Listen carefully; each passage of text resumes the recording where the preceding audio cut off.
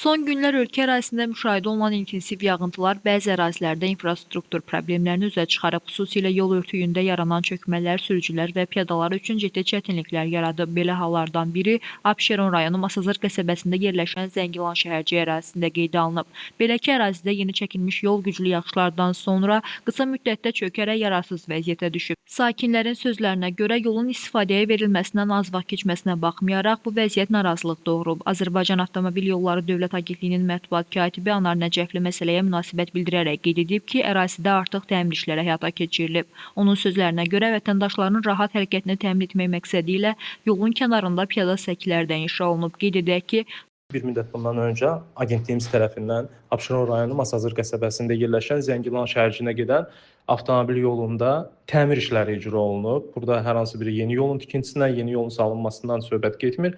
Sadəcə olaraq həmin yol üzərində aşınma qatının yenilənməsi işləri həyata keçirilib. Bundan başqa vətəndaşların yolun kənarından rahat hərəkətini təmin etmək üçün piyada səkiləri inşa olunub və bundan bir müddət sonra həmin ərazidən keçən kanalizasiya kollektorunda qəza baş verib. Həmin qəza nəticəsində yüksək təzyiqli su axını avtomobil yolunun altında yerləşən torpaq qatının yuyulması və yolun bir hissəsinin çökməsi ilə nəticələnib. Dərhal əraziyə əməkdaşlarımız cəlb olunub, təhlükəsizlik tədbirləri görülüb, aidiyyəti quruma bu barədə məlumat verilib və aidiyyəti qurum tərəfindən hal-hazırda qəzanın fəsadlarının aradan qaldırılması istiqamətində işlər həyata keçirilir.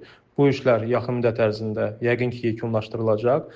Tam olaraq işlər həmin qurum tərəfindən yekunlaşdırıldıqdan sonra artıq agentliyimiz tərəfindən orada örtüyün yenilənməsi, yeni asfalt beton örtüyün döşənməsi işləri icra olunacaq.